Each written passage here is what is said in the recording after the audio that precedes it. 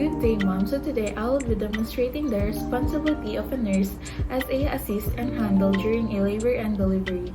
So generally, they play a role in delivery settings by monitoring vital signs, assisting procedures, and performing administrative tasks. So here are the few things that we want to make sure before we begin. So first is we must be in a complete attire by wearing a scrub suit, scrub cap, facial mask, and sterile gloves. So next is we want to make sure that we are not using any jewelries because this will harbor microorganisms. So next is we want to make sure that the patient is in her comfortable position. And lastly, we encourage and communicate with the mother all throughout the process to lessen her anxiety. So the roles of a handle and assist is included in the Essential Intrapartum Newborn Care or EINC. So this is a package of evidence-based practices recommended by the DOH, PhilHealth, and WHO as the standard of care in all birth by skills attendants in all governments and private settings. So we have 8 recommended EINC practices during intrapartum period.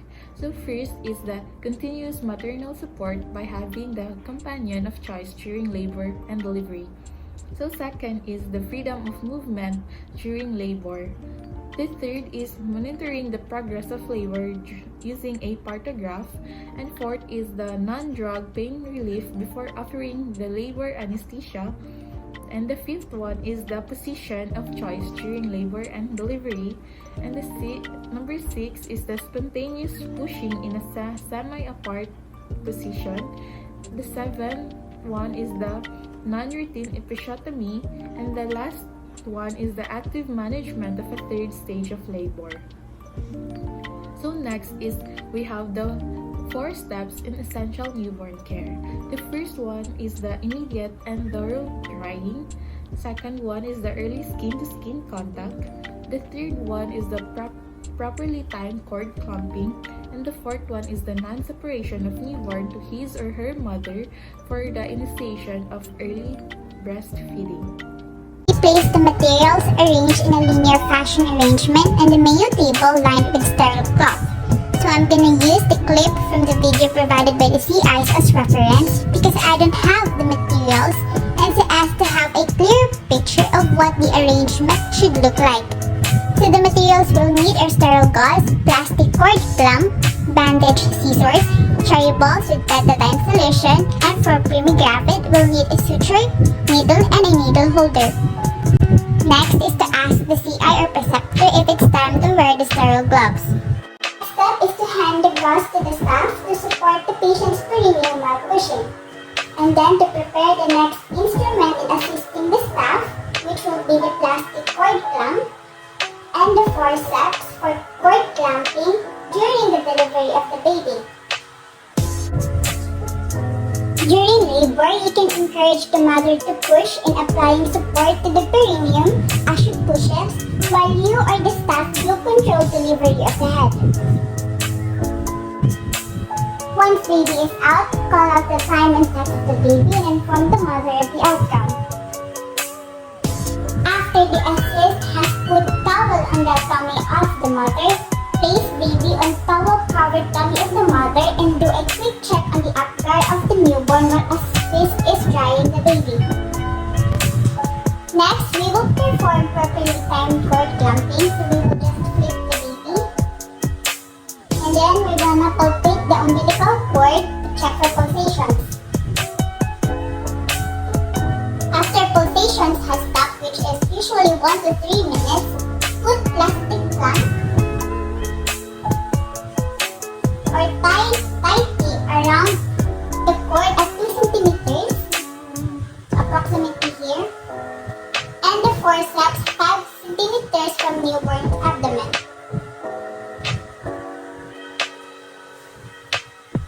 Next, we will cut near the plastic clamp, not midway. Gonna cut here. Next, we're gonna apply controlled cord traction by doing this until the placenta is delivered.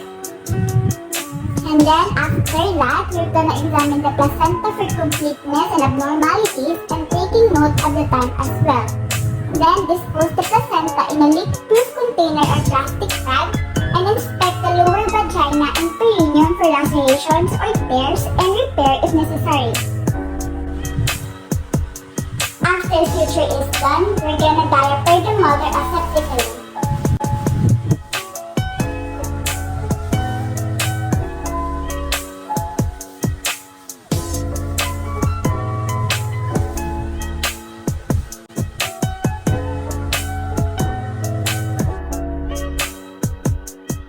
Place the patient on dichotomy position on the DR table and ensure that the patient's buttocks are at the edge of the foot part for easy drainage of any discharges which will be collected by a pail or receptacle.